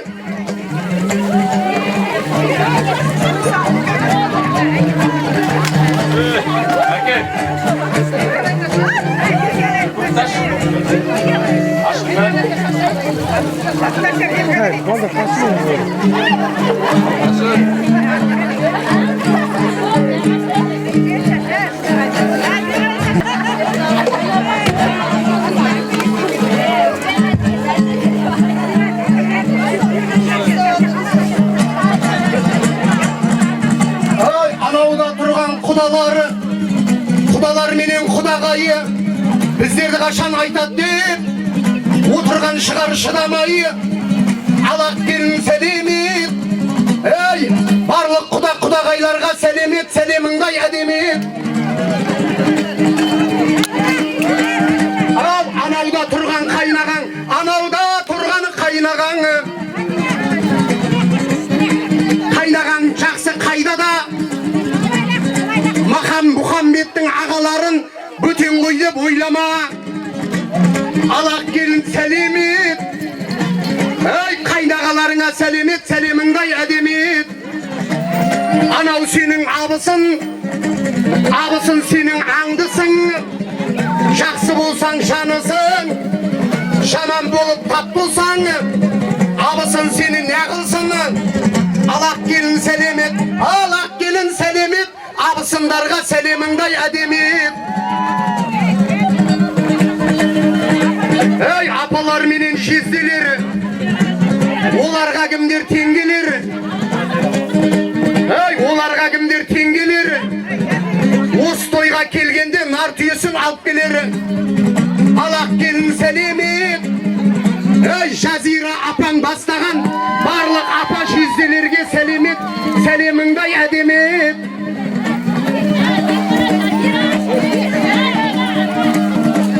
Ай, көрші менен көлем бар, жиен менен бөлең бар.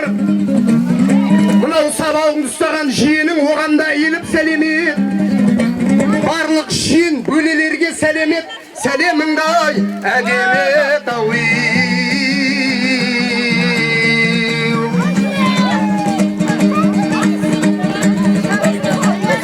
Ай, көрші деген сыбайың шариғат жолы бойынша көршіңмен тату болдың ба деп сұрайды екен құдайың. Алақ келін сәлемет. Ей, барлық көршілерге сәлемет, көршілерге жақсылап сәлемет, сәлеміңдай әдемет. Ал анау тұрған қайнысы, бар түйелі байгісі, бүгін ағам келіншек алды деп, маған кезек қалды деп, шыныңдап жүр ғой байғұсы. Алақ келін сәлемет. Ей, қайныларыңа сәлемет, және қайынсіңлілеріңе жақсылап сәлеметтің, бекештерге жақсылап сәлеметтің, сәлемді етсен келін әдеметтің.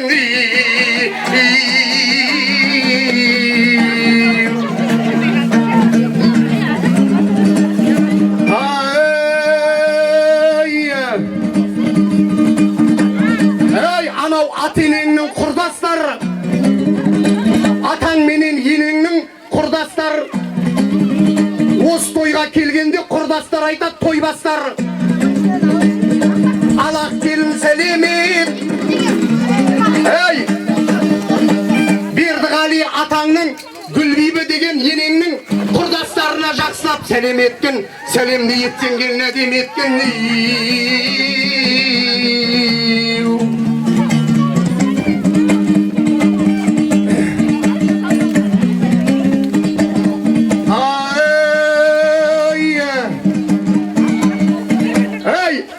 Қымбат деп қойыпты ғой есіміңді. Ей, қымбат деп қойыпты ғой есіміңді. Әдемі әдет қылсаң кешіруді.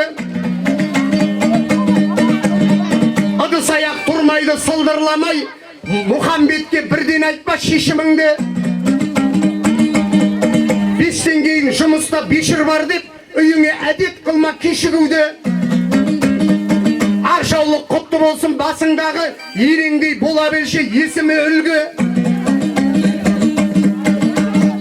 Ей, даладай дастарханың болсын сенің, қыдырата қаққандай есігіңді.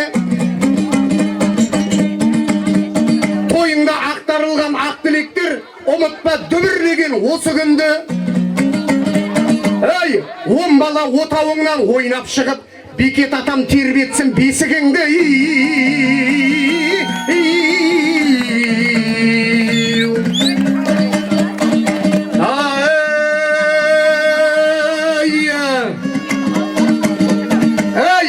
Бір сәлем тойда шашу шашқандарға, бір сәлем тойға палау басқандарға.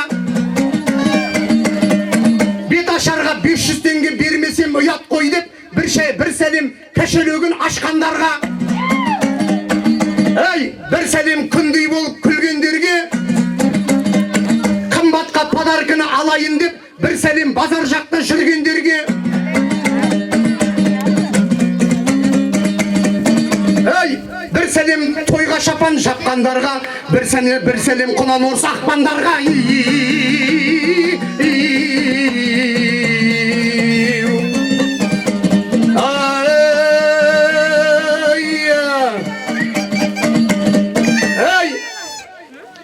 Ей, ағайын той дегенде құмарсыңдар. Ей, ағайын той дегенге құмарсыңдар, айқайлап шапалақты ұрарсыңдар. Мынау қымбаттай келініңнің бетін ашқан, ақынға ат беретін шығарсыңдар. Мен үшін Түркістанмен тұрансыңдар. Оғланды да рухы оттай жанған, әулие бекет деген ұрансыңдар. Келіп тұрған келіннің бетін ашқан, ақынға ат беретін шығарсыңдар. Арғымақ ат беруге қиналсаңдар, кішкентай тай беретін шығарсыңдар. Ей, жеменейлер, тай беруге қиналсаңдар, бір үлкен қой беретін шығарсыңдар.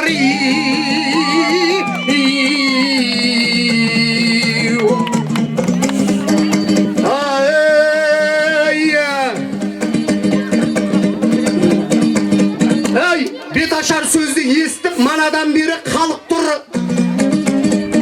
Айтқан сөзім халықтың құлағына барып тұр.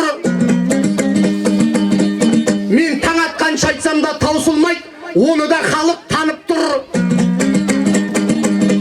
Ей, келіннің де аяғы талып тұр, көпшілік жолдан қалып тұр. Ей, көпшілік жолдан қалып тұр. Мәшіндерім гүрілдеп бір-біріне жүріңдеп, аулымыз алыс біздің деп, кемпіріне шалдар ұрсып тұр, ауыздарың аңқаймай кәбзетіңді алып шығың деп.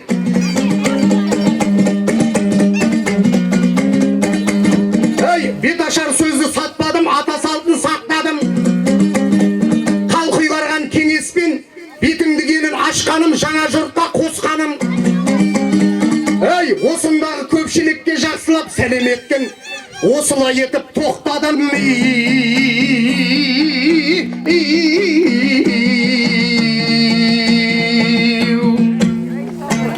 Ай, бәрекелді. Мына келіннің бетін кім ашса сол ыстық дейді. Енді бұл Ахмет дейтін балдарыңыз балықшының біраз олғасын жеменейдің ауылына алыс емес, сол себепті осы жыршы ағаңызға да бір сәлем айтып қойыңыз. Ал қаттырақ қол соғып қошемет көрсетейік ағайындар. Ал ауылдың ақсақалын шақырайын, әумен деп батасын берсін, сосын жеңгелерімізге рұқсат Алладан келіннің орамалын тағып, күн жанып тұрғанда адырасқан жағыңыздар. Қадірлі әлеумет, ағайын тұмалар, Бердіғалимен келініміз бүгін сендердің үлкен семьяңызға тағы да бір мүше қосылып келін түсіріп қазір үлкен беташау рәсіміне қатынасып тыңдап тұрмыз.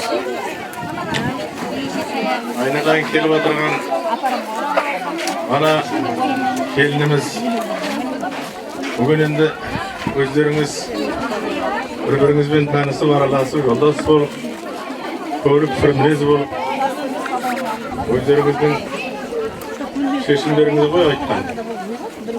Бұл жаңадан өзіңнің өскен жауыңды тастап жаңа жерге жаңа қонысың айнадан келіп жатсың. Келіп жатқан қонысың құтты болсын. Алла тағала өзіңе жақсы отбасыңа, қосылып жатқан семьяңа, жанұяңа Алла тағала үлкен бақыт, қуаныш әкелді. Біздің өзім енді осы жаңа жұртқа келгеннен кейін соның араласып, жан-жағын танып, біліп, сол елдің адамдарына, халықтарына сыйлап, қызмет етсең, Алланың берген саған ол тапсырмасы ғой айналып. Келген жеріңде саған құтты болғай, дені саулығың болғай. Біздің осы Бердіғали меніміздің семьясына үлкен бақыт, қуаныш әкелдіңіз. Алла тағала сендердің барлығыңызға бар уақытта жақсы ғұмыр, мазмұнды мәнді өмір берсін. Ағайын туғанын таныта біліңдер, еліңізді тани біліңдер. Соларменен жақсы байланыста болыңдар. Жастарға өздеріңізден жастарға соларға үлгі болыңдар, жақсы ғұмыр сүріңдер. Елді, халықты барлығын тани біліңдер. Таныстарың көп болсын, солардың ортасында сыйлы болыңдар. Енді біздің енді қандай жерге, қандай елге, кімге келіп атқаныңның барлығын сен түсініп жатқан боларсың. Біздің осы еліміздің ішінде, соның ішінде мына Маңғыстауда, оның ішінде Ералы ауыл шаруашылығында Аязбай, Құдаспай деген шалдар болды. Осы шалдардың баласы Хамид менен Айтуған деген келіні болды. Мен сен сол Хамид мен Айтуғанның баласының семьясына келіп жатырсың. Аламын құтты болғай. Барлық жақсылық болғай. Алла сіздерге байлық берсін, денсаулық берсін. Елімізде тыныштық, халқымызда ауызбірлік, достық болғай. Тату тәтті семья болыңдар. Бір-біріңдеріңізді сыйлай біліңдер, елдеріңізді, халықтарыңызды, тумаластарыңызды, жан-жақтарыңызды біле біліңдер.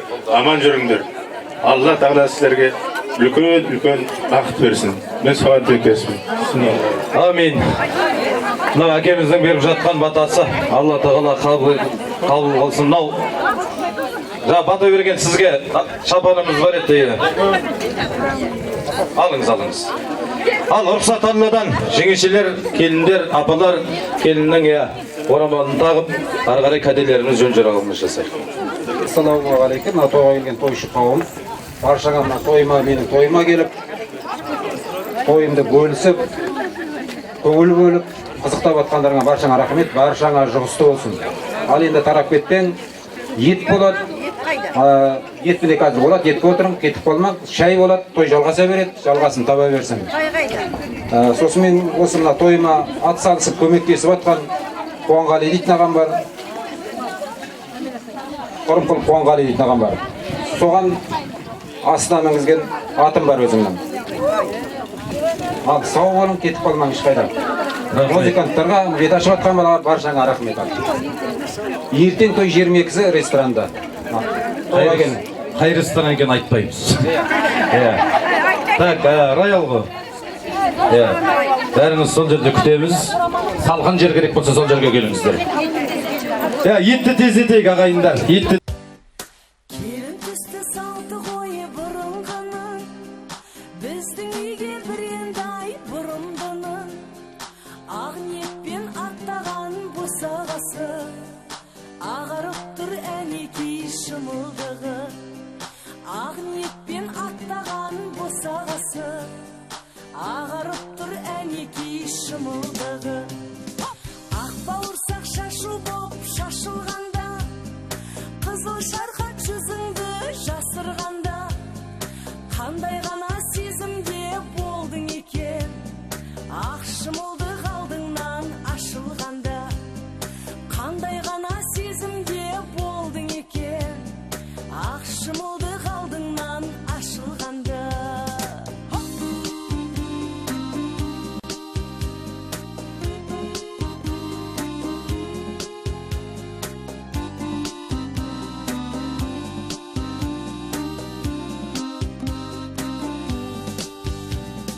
Жайнап жүрсең қып-қызыл кілем дейсің, масатыдай қолпырып күлім дейсің, қарияға сәлем беріп көңіл қалар, қариялар қашанғы жүрер дейсің, қарияға сәлем беріп көңіл қалар, қариялар қашанғы жүрер дейсің.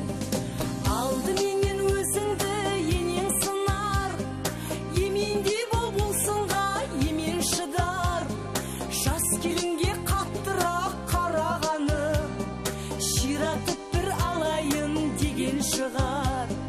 Жас келінге қаттырақ қарағаны, ширатып бір алайын деген шығар.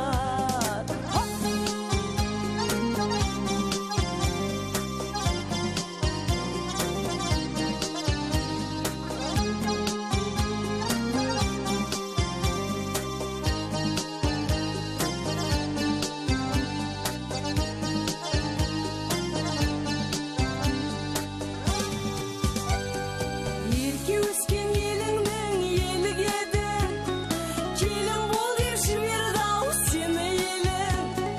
Енең байғұс толқып жүр қайтсын енді, сен оның ең алғашқы келін едің. Енең байғұс толқып жүр қайтсын енді, сен оның ең алғашқы келін едің.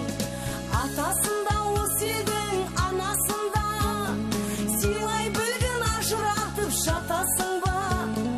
Қолдан келсе үлкеннені баталайық, ықыласы үлкеннің батасында. Қолдан келсе үлкенені баталайық, ықыласы үлкеннің батасында. Қазақтың шаңырағында той көп болсын, шапа!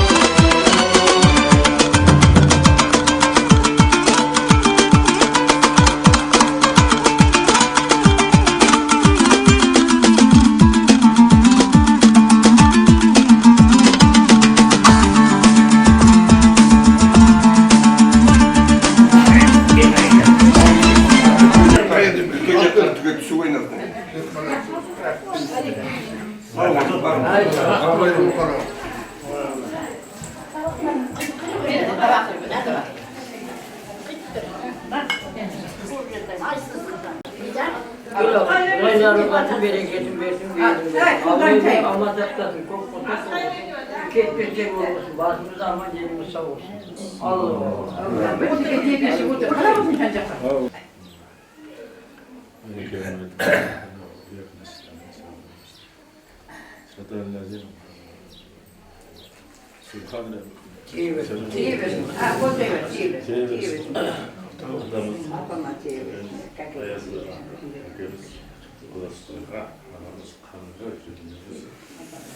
Айтуғанға, шешеміз Кенжеге, Зейнұрға, бізден өтіп отқан барлық мұсылмандарға тие берсін.